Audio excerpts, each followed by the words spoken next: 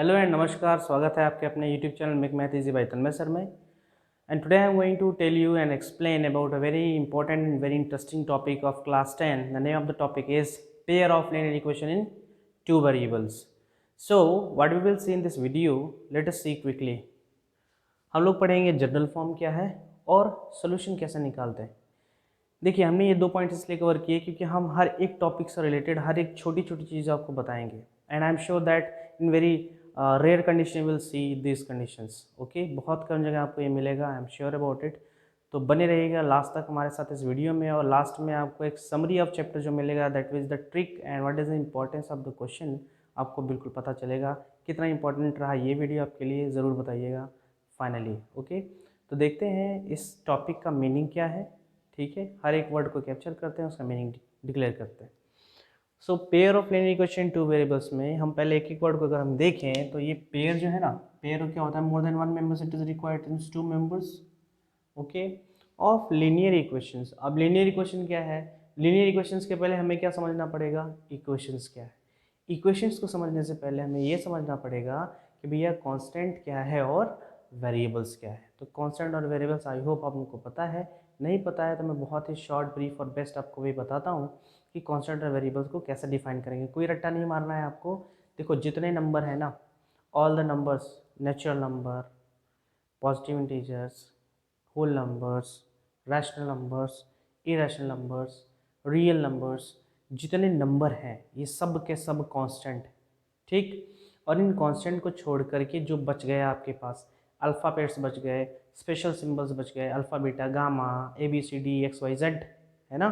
जो भी अल्फ़ाबेट्स हैं आपके, स्मॉल कैपिटल, स्पेशल आप सिंबल जैसे आपका है ना, एट द रेट ऑफ है, स्टार है, हैज़ है, this all are the variables, क्योंकि इनकी कोई फिक्स्ड वैल्यू नहीं है. तो ये कांस्टेंट वेरिएबल आपको समझ में आ जाना चाहिए. Constant are just the numbers and variables are all the things which are other than numbers, all the variables.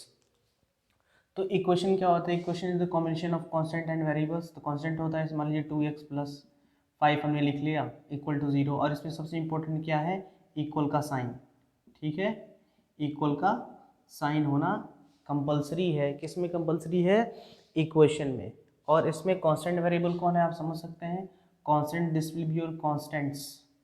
Okay, constants. Constants क्या है हमारे, 2 and 5 and x is only one, that is variable. हाँ, जैसे मैंने आपको बताया कि सारे नंबर कांस्टेंट है, उसको छोड़ के सबके सब वेरिएबल्स हैं. तो कांस्टेंट वेरिएबल हो गया, इक्वल का साइन हो गया. तो इससे जो आपका बना ना, ये पूरा एक इक्वेशन बन गया. क्या बन गया, इक्वेशन बन गया. तो ये हमें समझ में आ गया कि इक्वेशंस क्या होते हैं. Equations are the combination of constant and variables with mathematical operations. Mathematical operations का मतलब वही 4 plus minus multiplication and division. Then after linear equation क्या है, इक्वेशन तो समझ में आ गया. लीनियर क्या है, लीनियर हम बोलते हैं जिसमें डिग्री ऑफ इक्वेशन. अब डिग्री क्या होता है, डिग्री जो होता है वो हाईएस्ट पावर होता है. क्या होता है, हाईएस्ट पावर ऑफ, किसका पावर भाई, पावर ऑफ वेरिएबल्स. वेरिएबल का जो हाईएस्ट पावर होता है, जितने भी वेरिएबल्स में दिए हैं, अगर उन सारे वेरिएबल्स के पास हाईएस्ट जो पावर है वही उसकी डिग्री होती है. इसमें कुछ कन्फ्यूजन आते हैं, जैसे हम बता दें आपको x² + 3x + 9 है हमने लिखा, तो इसमें कहते हैं सर हाईएस्ट पावर 2 है, इसलिए इसकी डिग्री कितनी, डिग्री कितनी, 2. सही है, बिल्कुल सही है. बट यहाँ पे एक और कन्फ्यूजन है. देखिए, x² y² + 3x³ and + 9x² is equal to 0. अगर इक्वेशन की फॉर्म में लें तो क्या आप इसकी डिग्री बता सकते हो. अगर आपका आंसर 3 है कि सर हाईएस्ट पावर 3 है, तो आपका आंसर बिल्कुल रॉन्ग है. इसमें इसकी डिग्री जो है ना, जो डिग्री है ये 3 तो बिल्कुल नहीं है. इसकी जो करेक्ट डिग्री है वो डिग्री होगी जो सारे वेरिएबल्स, आप सेट ऑफ वेरिएबल्स सेलेक्ट करेंगे. सेट ऑफ वेरिएबल्स को सेलेक्ट करने के बाद उनके पावर्स को ऐड करके तब कंपेयर करेंगे. जैसे सबसे मैक्सिमम नंबर ऑफ वेरिएबल्स किस टर्म है, देखो पहले वाले टर्म में सबसे ज़्यादा नंबर ऑफ वेरिएबल्स है, और इन दोनों वेरिएबल्स, दो वेरिएबल हैं ऑब्वियसली, एक्स और वाई वेरिएबल हैं. इन दोनों वेरिएबल के ऊपर पावर क्या लगे हैं, 2 और 2. तो इन दोनों पावर्स को आप ऐड कर दो, क्या आ जाएगा, 4. तो इसकी जो डिग्री आएगी ना, the correct degree for this kind of situation degree will be 4. तो ये देखो, ये छोटी छोटी चीज़ें हमें बड़े बड़े मिस्टेक से बचा सकती है। Okay, so it's all about the degree and highest power. Highest power में भी सिर्फ आंख बंद करके हाईएस्ट पावर नहीं देखना है आपको। अगर एक से ज़्यादा वेरिएबल पार्टिसिपेट कर रहे हैं तो आपको वो टर्म सेलेक्ट करना है जिसके पास मैक्सिमम नंबर ऑफ वेरिएबल्स हैं और उनके पावर को ऐड करने पे सबसे ज़्यादा रिजल्ट दे रहा है। आई hope that I have clear by this example. Okay, तो अब देखिए कहाँ पढ़ा रहे थे, कहाँ चले आए। तो इक्वेशन हो गया, इक्वेशन में समझ में आ गया। इक्वेशन के बाद लीनियर हमें समझ में आ गया। लीनियर का मतलब जिसकी डिग्री 1 होती है वो आपका लीनियर होता है, जिसकी डिग्री 2 होती है वो क्या होता है भाई, जिसकी डिग्री 2 वो क्वाड्रेटिक, जिसकी डिग्री 3 वो क्यूबिक। ये तो आप जानते हैं, linear, quadratic, cubic and by quadratic, वो तो आपको पता है। तो लीनियर इक्वेशन की बात हो रही थी। लीनियर इक्वेशंस में हमने ये देखा कि जिसका पावर क्या है 1 है। अब देखो जब कोई पावर नहीं है, इसमें वेरिएबल कितना, एक है। कौन है वेरिएबल, एक ही तो वेरिएबल है बेचारा, एक्स बाकी है। कांस्टेंट आपके पास 2 और 5 है, correct. So degree of this will be 1, therefore it is a linear. ये भी क्या है, लीनियर है। तो हम देख सकते हैं किसी भी linear equation in one variable का जो फॉर्मेट होता है वो इस तरह से होता है ना। linear equation in one variable, I'm not talking about the two variable, I'm talking about the linear equation in one variable। अभी आगे स्टेप जाएंगे आपको क्लियर होगा। इसमें आपको क्या देखना है, इसमें a की वैल्यू 0 नहीं होनी चाहिए, ठीक है। Again very important point that the value of a should not be equal to 0। ये जनरल फॉर्म किसका है, linear equation in one variable. ये वन वेरिएबल से रिलेटेड जो लीनियर इक्वेशन है ना, इसका ये स्टैंडर्ड फॉर्म है। Is going to be clear, okay. तो ये हो गया linear equation in one variable, ठीक है, समझ में आया। अब हमें लेकिन देखना क्या है, हमें देखना है लीनियर। अब लीनियर समझ में आना है, जिसकी डिग्री 1 है, इसकी डिग्री 1 है ना, हाईएस्ट पावर कितना है हमारे, इसलिए इसे linear equation in one variable. Okay, now we are going to see that what is the linear equation in two variable. उसको देखते हैं। टू वेरिएबल में क्या होता है अभी, ये आप पढ़ चुके हैं ऑलरेडी। देखिए पेयर ऑफ तो नहीं पढ़े, लेकिन क्लास 9 में आपने पढ़ लिया। अगर मैं आपको याद नहीं, मैं आपको याद दिला देता हूँ। That is ax plus by plus c equal to 0, where a b and c, ये जो a b c है ना, ये आपके कॉन्स्टेंट्स हैं। What are they, constants. Specially this all are the real numbers, okay. अब रियल नंबर्स क्या है, कांस्टेंट तो हमने बता दिया कि फिक्स्ड वैल्यूज होती हैं, वो आपके कांस्टेंट्स होती हैं। Real numbers are, what are real numbers, real numbers वो होते हैं जिनको हम नंबर लाइन पे इजीली एक्सप्रेस कर सकते हैं, वो सारे नंबर रियल नंबर्स होते हैं। ये तो आपका ग्राफिकल एक तरह से डिफिनेशन हो गया। अगर आप हम जनरल डिफिनेशन की बात करें तो कह सकते हैं जितने रैशनल और इरेशनल होते हैं उनका जो कॉम्बिनेशन होता है वो क्या होता है, रियल नंबर्स होता है, ठीक है, ये आप जानते रहिए। और यहाँ पे x और y जो है ना, ये आपके variables, what are they, variables. कौन वेरिएबल है, x और y, और इसमें कॉन्स्टेंट्स कौन है, a b और and c, these all are the constants, मतलब कोई नंबर होगा। कोई एग्जांपल से देख लेते हैं। 2x plus 3y plus 6 is equal to 0, this is an example of linear equation in two variable. Linear equation two variable का एक क्या है, एग्जाम्पल है, where you can see that a b and c this all are constants, am I right, constants हैं। और ये क्या है, वेरिएबल्स। वेरिएबल्स मीन्स वेरिएबल जो बदलते रहते हैं वो वेरिएबल्स होते हैं। कांस्टेंट मतलब जो फिक्स होता है, वो नंबर्स वो सब कांस्टेंट होते हैं। So this is the general form. लेकिन यहाँ पे भी रिस्ट्रिक्शन की बात हम कर लें तो ये बहुत ज़रूरी है आपको जानना, that is a should not be equal to 0 and b also should not be equal to 0। a और b की वैल्यू 0 नहीं होनी चाहिए, ये आपको पता होना चाहिए। और इसी को हम कहीं कहीं देखते हैं कि a square plus b square should not be equal to 0। इसी को हम बोलते हैं both should not be equal to 0, दोनों 0 नहीं होना चाहिए। यानी अगर दोनों 0 नहीं होगा तभी ये कंडीशन एग्जिस्ट करेगी, ठीक। ए स्क्वायर प्लस बी स्क्वायर की वैल्यू 0 नहीं होनी चाहिए, या फिर कह सकते हैं ए और बी की वैल्यू 0 नहीं होनी चाहिए। This is the standard form और the general form for the linear equation in two variable. लेकिन पेयर की बात अभी हमने नहीं की है। पेयर में हमें एक और इक्वेशन चाहिए, बस एक और इक्वेशन लिख लो, हो जाएगा। ये इतना समझ में आ गया, ओके।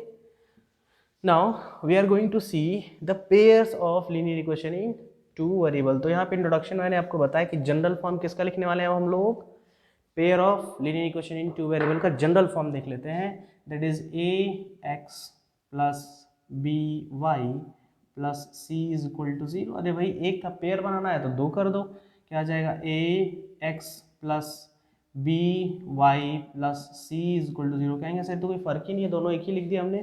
फिर से वही बात आती है, क्योंकि अगर दो लोग हैं तो आइडेंटिफिकेशन भी अलग अलग होनी चाहिए, लेकिन वेरिएबल कितने होने चाहिए? वेरिएबल 2 ही होने चाहिए। तो वेरिएबल आपने आप सीखा ना अपने यहाँ पे क्या है, x and y are these are the variables. तो इनकी पोजीशन ध्यान से सुनना, इनकी पोजीशन हम चेंज नहीं करेंगे, इनके प्लेस के साथ कोई समझौता नहीं करेंगे, हम सिर्फ ए बी सी की जगह बस कुछ अलग अलग नंबर लिख सकते हैं। तो ये हम a1x b1y और c1 या a2x b2y और c2 लिख सकते हैं। ये आपका जनरल फॉर्म हो गया किसका? Pair of linear equation in two variable का जनरल फॉर्म हो गया। ओके, इसी पे आपका पूरा चैप्टर डिपेंड करता है। इसी के बहुत सारे कंडीशंस हैं, पढ़ना है इसका। हम ग्राफिकल सॉल्यूशन और अलजेब्राइक सॉल्यूशन दोनों देखेंगे one by one. This is a pair of linear equation two variable general form. वहाँ पे आपको क्या बताया कि भाई a1 a2 b1 b2 और c1 c2 ये सब के सब क्या है? Constants. What are they? Constants या फिर रियल नंबर्स है। ओके, रियल नंबर्स है। और एक चीज़ कि a1 should not be equal to 0, b1 should not be equal to 0, a2 should not be equal to 0, b2 should not be equal to 0, जैसा कि हमने प्रीवियसली लिखा था। और इसी को हम कहेंगे, जैसे पहले इक्वेशन की बात करें तो इसके लिए लिखते हैं क्या?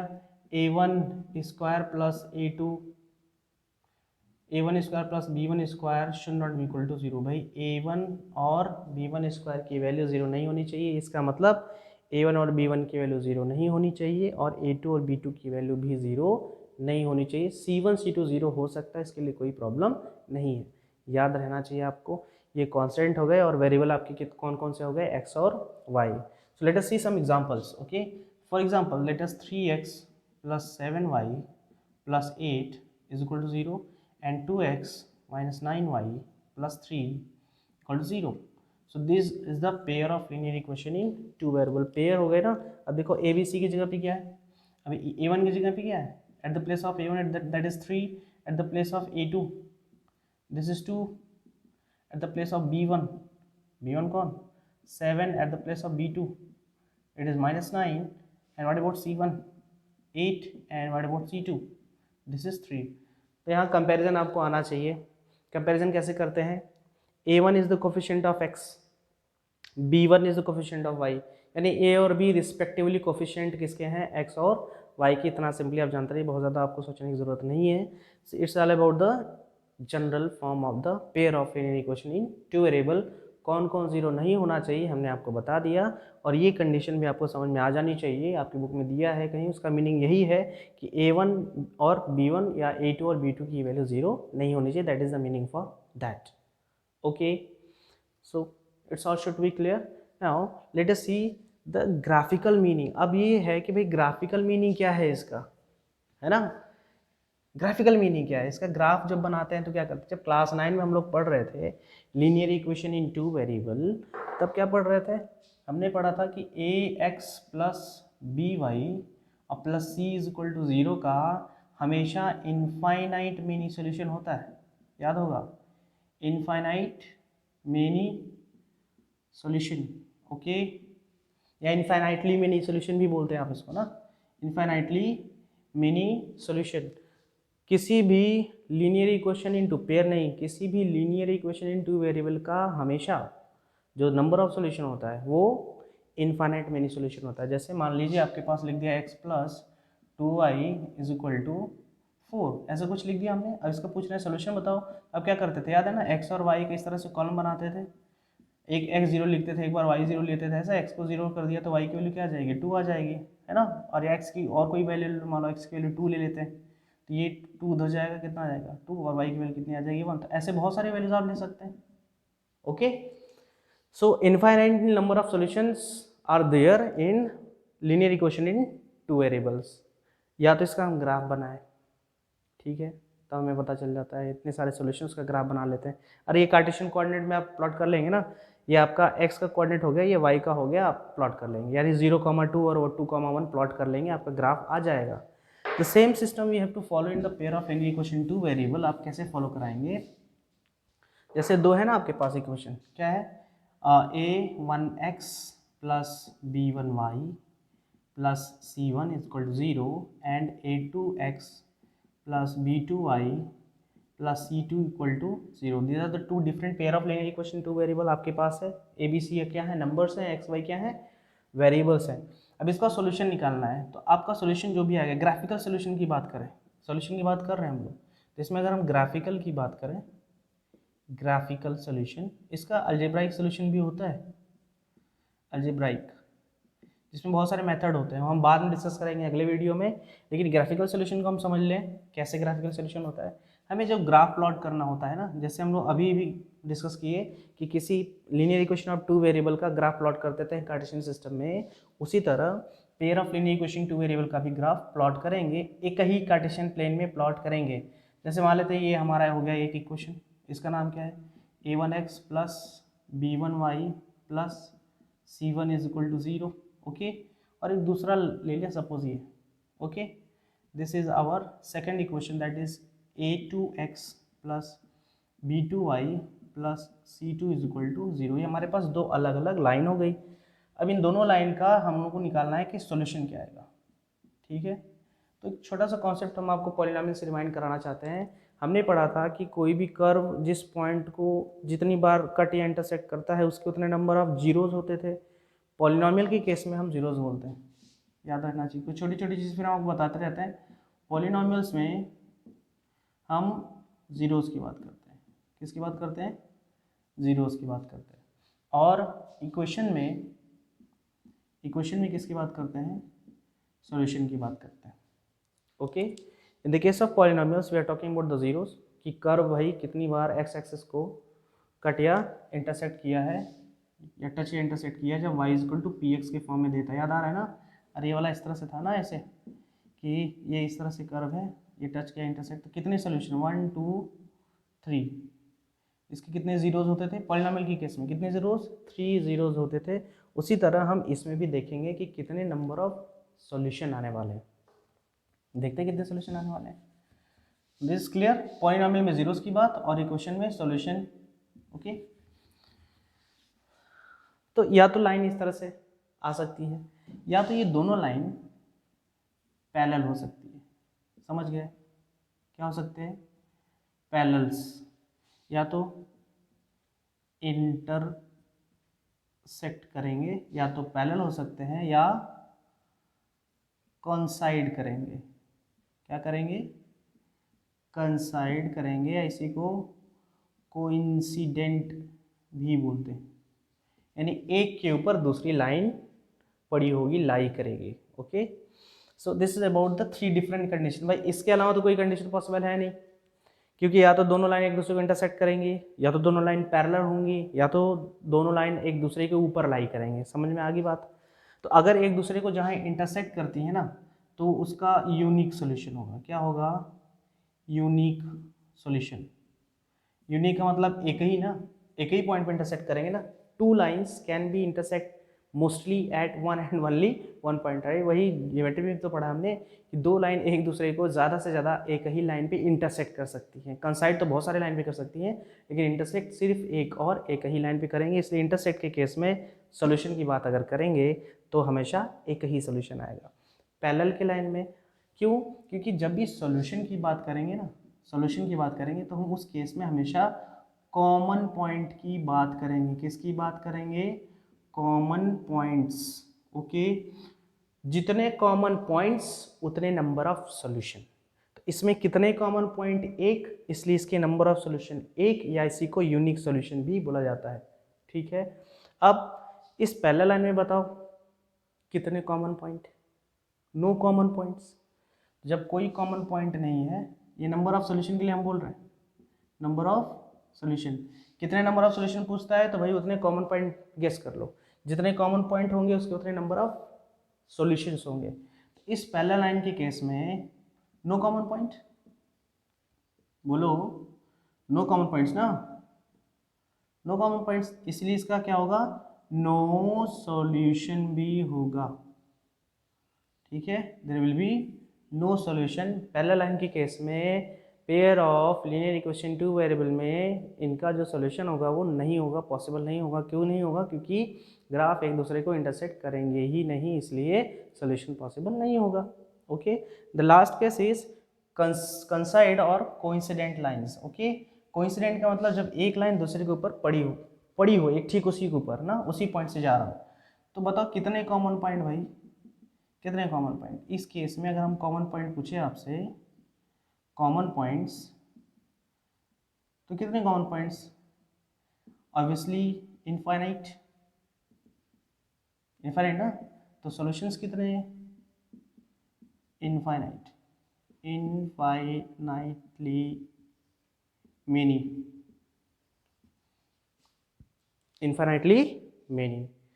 इंटरसेक्टिंग है तो यूनिक, पैरेलल है कोई सॉल्यूशन नहीं, कंसाइड है तो मेनी सॉल्यूशन। क्यों? क्योंकि कॉमन पॉइंट बहुत सारे मिलेंगे और आपको पता है कोई भी लाइन बहुत सारे पॉइंट्स को मिला के बनती है, इसीलिए कॉमन पॉइंट भी बहुत सारे होंगे, इसलिए इसके जो सॉल्यूशंस होंगे, इक्वेशन है तो सॉल्यूशंस की बात करेंगे, तो इसके जो सॉल्यूशन होंगे वो भी कितने होंगे? इनफाइनाइट मेनी सॉल्यूशंस होंगे। यहाँ तक आपको बात क्लियर समझ में आ गई होगी। ओके, ये तो ग्राफ हो गया। अब ग्राफ कैसे प्लॉट करेंगे? ग्राफ आपको बिल्कुल वैसे ही प्लॉट करना है जैसे आप क्लास 9 में प्लॉट करते थे, अभी हमने एग्जांपल भी बताया था। बस फर्क इतना है, we have to plot both the graph of line in same Cartesian system, एक ही कार्टेशियन सिस्टम में प्लॉट करेंगे। ओके, देखो आपको जो ड्रॉ करना है, प्लॉट करना है, वो एक ही कार्टेशियन सिस्टम। कार्टेशियन सिस्टम क्या होता है? When two axes, x axes and y axes, two number lines intersecting each other at 90 degree, the vertical and the horizontal line, that is known as the Cartesian system और Cartesian plane। तो Cartesian plane में जैसे आप एक line का पहले सीख ही चुके हैं, आपको फिर उसी कार्टेशियन प्लेन में दूसरे लाइन का भी इक्वेशन का ग्राफ प्लॉट करना है। जैसे एक चीज़ और हम लोगों को पता चली, क्या पता चली? कि ये जो है ना, ये डेफिनेटली क्या है? Equation of a straight line भी है। क्या है? Equation of a straight line. कौन इक्वेशन ऑफ स्ट्रेट लाइन है भाई? ये कौन? ये ax plus b y plus c is equal to 0। ये जो है ना, इसको हम एक और नाम से जानते हैं, ये है equation of a straight line. क्या है? Equation of a straight line, जानते रहिएगा, क्योंकि ये स्टैंडर्ड फॉर्म है लीनियर इक्वेशन इनटू वेरिएबल का भी है, और इसी को इक्वेशन ऑफ स्ट्रेट लाइन भी बोलते हैं। Okay, so I hope I have clear all the doubts whatever there in your mind related to this standard form and the linear equation in two variable pair, जो भी उसको हमने बता दिया है। अब बताती है कि या तो हम ग्राफ प्लॉट करके नेचर पता करें कि सोल्यूशन कैसा है। अब दोनों लाइन ले लें और दोनों का ग्राफ प्लॉट करें। ग्राफ प्लॉट करने के बाद कॉमन पॉइंट निकालते हैं, या पैरेलल लाइन आता है या कंसाइड आता है, ये तो ग्राफ प्लॉट करने के बाद पता चलेगा। लेकिन बाद में एक नया रेशियो डेवलप किया गया जिसके थ्रू आप बिना प्लॉट किए ग्राफ का नेचर बता सकते हैं। समझ गए? जैसे ग्राफ का नेचर क्या आएगा? ये दोनों लाइन एक दूसरे को क्या इंटरसेक्ट करेंगी, या दोनों लाइन पैरेलल होंगी, या दोनों लाइन कंसाइड करेंगी। आप बिना ग्राफ को प्लॉट किए पता लगा सकते हैं। कैसे पता लगा सकते हैं? बहुत ही इंटरेस्टिंग है, उसको हम देख लेते हैं। Suppose we have given that, क्या दिया है? a1x plus b1y plus c1 is equal to 0, एक इक्वेशन ऑफ लाइन दिया हुआ है। a2x plus b2y plus c2 equal to 0, this is the second linear equation two variable दिया है। इसमें आपका अगर रेशियो किसका? a1 by a2 if it is not coming equal to in the form of b1 by b2, तो यहाँ से जो नेचर ऑफ ग्राफ आएगा वो इंटरसेक्टिंग लाइंस का आएगा। किसका आएगा? इंटरसेक्टिंग का आएगा। इंटरसेक्टिंग लाइंस का आएगा, नेचर आएगा। और तो अगर हम सॉल्यूशन की बात करें तो इंटरसेक्टिंग लाइंस में सॉल्यूशन क्या आएगा? यूनिक आएगा। क्या आएगा? यूनिक सॉल्यूशन आएगा। या फिर वन सोल्यूशन आएगा। ठीक है, इस केस में ये दोनों लाइन एक दूसरे को किसी फिक्स पॉइंट पे इंटरसेक्ट करेंगे। So this is the case of the ratio when the nature of the graph will be intersecting lines and solution क्या है, क्या आएगा solution, unique solution आएगा। this is the case number 1। इसका एक example देख लेते हैं। 2x plus 5y plus 3 equal to 0 and 3x minus 2y is equal to 3, ऐसा कुछ। ओके, तो रेशियो निकाल देते हैं। बिल्कुल नहीं निकालेंगे। क्यों नहीं निकालेंगे? क्योंकि ये दोनों इक्वेशन ही यूनिफॉर्म होनी चाहिए। फिर से एक इंपॉर्टेंट पॉइंट, देखिए यहाँ मिस्टेक करते हैं बच्चे, वो यूनिफॉर्म में नहीं लगाते, ना तो कोफिशिएंट को ध्यान देते, बस वो फर्स्ट का फर्स्ट से सेकंड का सेकंड से रेशियो निकाल के छोड़ देते, कहते हैं आंसर नहीं आया।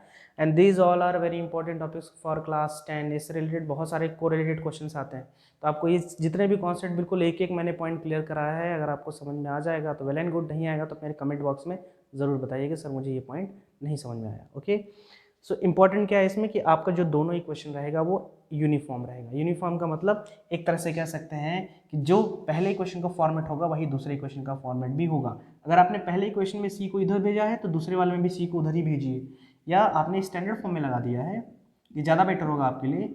स्टैंडर्ड फॉर्म, स्टैंडर्ड फॉर्म का मतलब इस फॉर्म में लगा दीजिए, सबको एक तरफ भेज दीजिए और सबको पहला टर्म x का, दूसरा y का और तीसरा कांस्टेंट टर्म के साथ अरेंज कर दीजिए, आपको कोई प्रॉब्लम नहीं आएगी। अगर ऐसा नहीं किया मिस्टेक आएगा, आप जानो आपका काम जाने। ठीक है, ओके।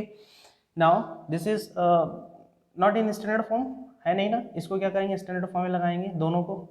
देखिए 2x plus 5y plus 3 equal to 0, ये हो गया standard form. And this is 3x minus 2y and minus 3 equal to 0। अब यहाँ से आप a1 a2 b1 b2 c1 c2 को भी लिखना चाहें तो बस फटाफट आप देखते चले जाओ, लिखते चले जाओ, आपको कुछ देखना है सोचना है ही नहीं। अगर आपने अरेंज कर लिया ना एक्स वाई कांस्टेंट और सबको लेफ्ट साइड भेज दिया, आपको कुछ सोचना ही नहीं, आप फटाफट लिखो। जैसे ये 2 और ये 3, ये 5 और ये -2, ये 3 और ये -3, देखो सब आ गया ना value. Okay, now we are going to compare the ratios. Ratio निकाल लो, a1 बाई a2, जरा बताओ a1 बाई a2 की value.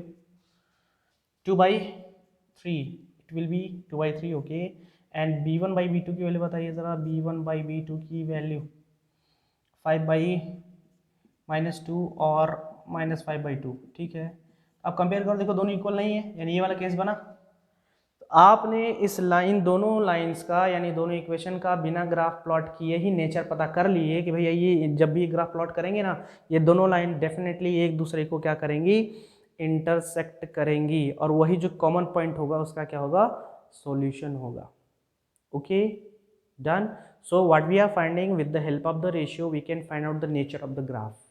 Okay, one more condition is there, जल्दी से देख लेते हैं। दूसरा कंडीशन क्या है वो, याद रखना, कभी भी अगर आपको रेशियो निकालना है, before finding the ratio you must have to arrange both the equation in the standard form.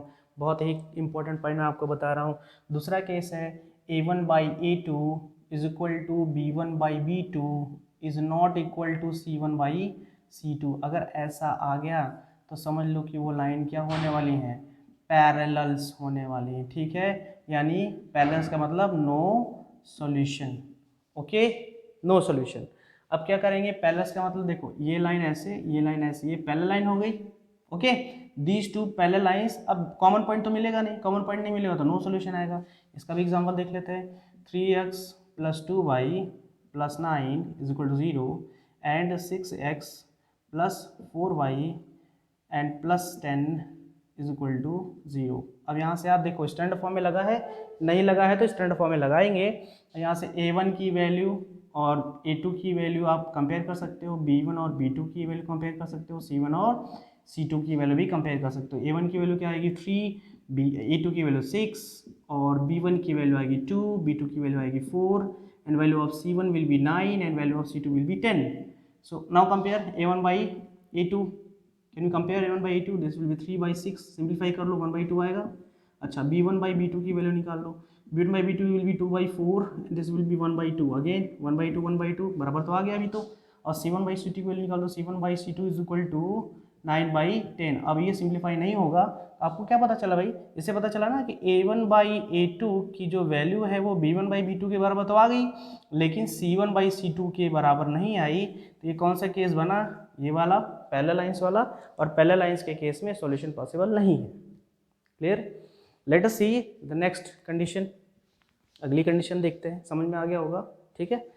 इससे रिलेटेड आपका बहुत सारे एक्सरसाइज में क्वेश्चन मिलेगा, एनसीईआरटी में आप बहुत आसानी से सॉल्व कर लोगे, ठीक है।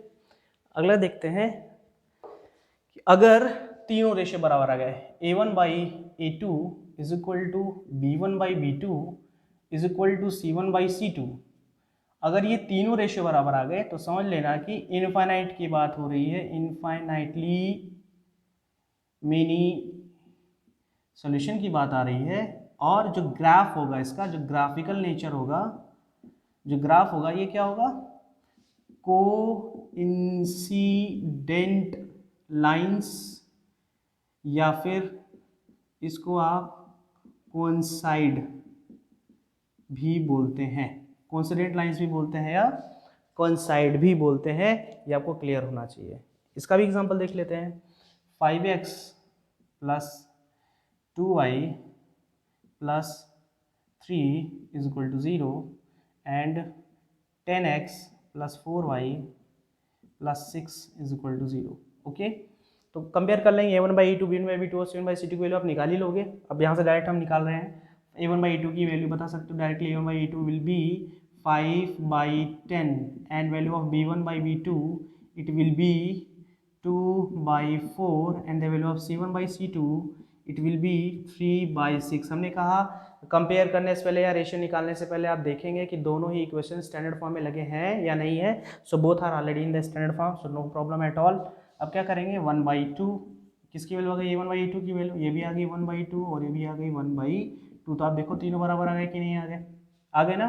कौन सा केस बना, A1/A2 is equal to B1/B2 is equal to C1/C2। So both the lines will coincide, है ना, दोनों लाइन एक दूसरे को कंसाइड करेंगे या एक दूसरे पे लाई करेंगी, ठीक है ना। The nature of the graph will be like this. Okay, अब इसके बाद अगर हम इन सारे पॉइंट्स को समराइज कर दें, ओके, एक टेबल में फॉर्म कर दें, और आप अगर सारे पॉइंट्स को समझ गए हैं तो आपको टेबल बनाने में कोई टाइम नहीं मिलेगा, बस तुरंत टेबल बनने वाला है। देखिए कैसे बनेगा, जल्दी से देख लेते हैं, और आपको याद भी आ जाएगा। जितने ज़्यादा बार आप लिखोगे उतने ज़्यादा बार आपको याद होगा, ठीक है। देखिए, अगर हम रेशियो यहाँ लिख दें, एक कॉलम बनाते हैं रेशियो का, है ना, एक कॉलम बना लेते हैं हम लोग नेचर ऑफ ग्राफ, यानी ग्राफ का क्या नेचर होगा, और यहाँ लिख देते हैं नंबर ऑफ सॉल्यूशंस। ओके, चलिए निकालते हैं। रेशियो क्या था हम लोग का पहला, A1/A2 is not is equal to B1/B2। अब आप बताएंगे, हम नहीं बताएंगे। इसके बाद अगला था हम लोग का A1/A2 is equal to B1/B2 but it is not is equal to C1/C2। और थर्ड जो था वो था A1/A2 is equal to B1/B2 is equal to C1/C2। तो ये आपकी जो तीन अलग अलग रेशियोज़ के केसेस हैं ना, ये तीनों मैंने अभी अभी रिसेंटली डिस्कस किया है। चलिए मैं आपको फटाफट कुछ हिंट्स के थ्रू जल्दी से याद करने का तरीका बता देते हैं। जैसे ये तो पहला कंफर्म है भाई, ये नेचर ऑफ जो ग्राफ आएगा वो इंटरसेक्टिंग लाइंस का आएगा। किसका आएगा, इंटरसेक्टिंग लाइंस का आएगा, इंटरसेक्टिंग। ओके, इंटरसेक्ट करेगा, इंटरसेक्ट करेगा तो नंबर ऑफ सॉल्यूशन कितने आएंगे भाई, 1 आएगा, या फिर कह सकते हैं यूनिक आएगा। क्यों, क्योंकि सॉल्यूशन का मतलब कॉमन पॉइंट, और कितने कॉमन पॉइंट, एक कॉमन पॉइंट, इसलिए कितने नंबर ऑफ सॉल्यूशन, एक या यूनिक। ये किसका केस है, this is the case of, ये रेशियो का कॉलम है, ये नेचर ऑफ ग्राफ का है, ये नंबर ऑफ सॉल्यूशन का है। तो ये किसका ग्राफ याद आ रहा है, this is the condition for parallelism या फिर पैरेलल लाइंस, पैरेलल लाइंस, है ना। ये पैरेलल लाइन का केस हुआ। अगर पैरेलल लाइन है तो इसमें कॉमन पॉइंट तो कुछ है ही नहीं, कॉमन पॉइंट नहीं होगा, इसका मतलब कोई सॉल्यूशन नहीं होगा। इसका मतलब क्या होगा भैया, no solution. Okay, no solution, कोई सॉल्यूशन नहीं होगा। जब कॉमन पॉइंट है ही नहीं तो सॉल्यूशन कैसा। अब ये लास्ट, ये है आपका इनफाइनाइट मिनी सॉल्यूशन, इसको हम बोलेंगे इनफाइनाइट, सॉरी ये ग्राफ ऑफ क्या है, कोइंसिडेंट है ना, कोइंसिडेंट या फिर इसको कोइंसाइड भी बोलते हैं, ये हम ग्राफ की बात कर रहे हैं, ठीक है। कोइंसिडेंट लाइंस और कंसाइड टू ईच अदर, एक दूसरे पे लाई करते हैं। तो कितने कॉमन पॉइंट भाई, बहुत सारे कॉमन पॉइंट, इसलिए infinite, infinitely many solutions. So I am sure that you have got the meaning of this table that you have given in your textbook as well. अब ये शायद पूरी तरह से समझ में आ जाएगा। याद करने का एक और तरीका है, देख लेते जल्दी से कैसे याद होगा। देखो एक तो हमें याद है भाई इंटरसेक्टिंग का पहले ही खत्म, मतलब a1/a2 is not equal to b1/b2, यानी इंटरसेक्टिंग लाइंस का केस बनेगा। फिर इनफाइनाइट मैनी का यानी चल रहा है, खत्म ही नहीं हो रहा है, यानी इनफाइनाइट तक जा रहा है, यानी ये इक्वल का साइन क्या है, खत्म नहीं हो रहा है, इसलिए इनफाइनाइट मेनी सॉल्यूशन का केस बनेगा। और ये बच गया, इसको तो हम याद ही कर लेंगे। देखो पैरेलल और ट्रांसवर्सल का केस अगर आपको याद होगा तो आप यहाँ से याद कर सकते हैं, ऐसा कहीं दिया नहीं है। I am just telling you that you can learn by your own, बाकी आप समझ गए तो लर्न कर लेंगे, हो जाएगा। This is the table, very important table I am telling you for the class 10 point of view. इससे बहुत कोरिलेटेड क्वेश्चन आते हैं, वेरी इंपॉर्टेंट। मैं इसको बोलूँ तो कोई इसमें गलत नहीं होगा, ठीक है। दिस इज़ वेरी इंपॉर्टेंट, बहुत इंपॉर्टेंट टेबल है ये, लेकिन ये आपको समझना है, रटना नहीं है, रटेंगे गलत हो जाएगा। ओके इसके लिए आपको फिर से वीडियो को प्ले करना होगा, एक एक पॉइंट को समझना होगा। अगर आपको नहीं समझ में आया, you have to give in my comment box कि सर आपने पढ़ाया समझ में आया नहीं है, ठीक है। This is clear. And one more very important point is there कि भाई कंसिस्टेंट क्या होता है और इनकंसिस्टेंट क्या होता है, जल्दी से देख लेते हैं। कंसिस्टेंट और inconsistent, okay, consistent and inconsistent. अब कंसिस्टेंट इनकंसिस्टेंट ये बहुत इंपॉर्टेंट है, क्यों इंपॉर्टेंट, क्योंकि इसमें वैल्यू आता है, क्वेश्चन आता है, फाइंड द वैल्यू ऑफ के for which the following pair of linear equation is having inconsistent in nature, है ना। इनकंसिस्टेंट लगा दिया तो आपको समझना है, वर्ड्स काफ़ी कंफ्यूजिंग हो सकते हैं आपके लिए। कोइंसिडेंट और ये कंसाइड, ये तो लाइन का हो गया, ग्राफ की बात हो गई। कंसिस्टेंट और इनकंसिस्ट का बहुत सिंपल मीनिंग है। देखो इनकंसिस्टेंट का मतलब जिसके पास कोई सोल्यूशन नहीं होता है, ठीक है, कोई सोल्यूशन नहीं है वो इनकंसिस्टेंट। और जिसके पास यस क्या है, सोल्यूशन पॉसिबल है ना, जिसके पास सोल्यूशन पॉसिबल है वो कंसिस्टेंट।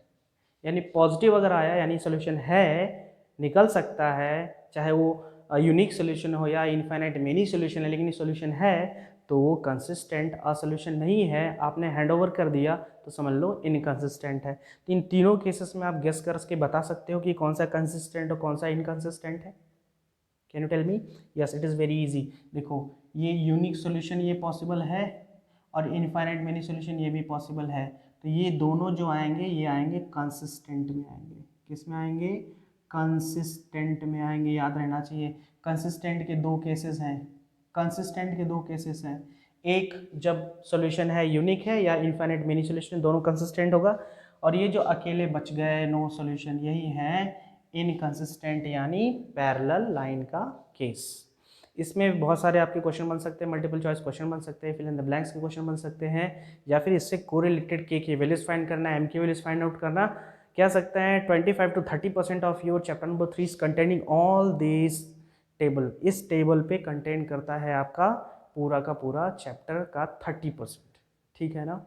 बाकी आपका इंट्रोडक्शन समझ में आ गया होगा। I hope that I have clear all the doubts regarding all the doubts in their mind and this are consistent. Inconsistent में कोई प्रॉब्लम नहीं होनी चाहिए, ठीक है। Okay so now if you are new on my YouTube channel, you can definitely, I am sure that you will subscribe my channel and definitely will like and give a positive comment if you have suggestion. Most welcome for all of you new and old subscribers. Thank you and be with me for the next video. अगली video हम लोग बात क्या करेंगे, अगली video में हम लोग अलजेब्राइक यानी सब्स्टिट्यूशन मेथड पढ़ेंगे, एलिमिनेशन मेथड पढ़ेंगे, क्रॉस प्रोडक्ट मेथड पढ़ेंगे, रिड्यूसिंग मेथड पढ़ेंगे, और कुछ वर्ड प्रॉब्लम के कुछ कीवर्ड्स मैं आपको बता दूंगा। आई am sure that you will never do mistake in those kind of the word problem. कुछ ऐसे ऐसे कीवर्ड्स मेरे पास हैं, मैं आपको बता दूंगा। आई am sure 90% of the question you can do by your own very easily, बहुत आसानी से आप कर लोगे, ठीक है। सो what you have to do, simply you have to share my videos to help your students in your class और in your school और इंस्टीट्यूशंस. ओके, कोई सजेशन है, कुछ डाउट है, most welcome my comment box. Okay, now one like for this video and thank you for giving your important time for your important study. Be with me for the next video. Thank you.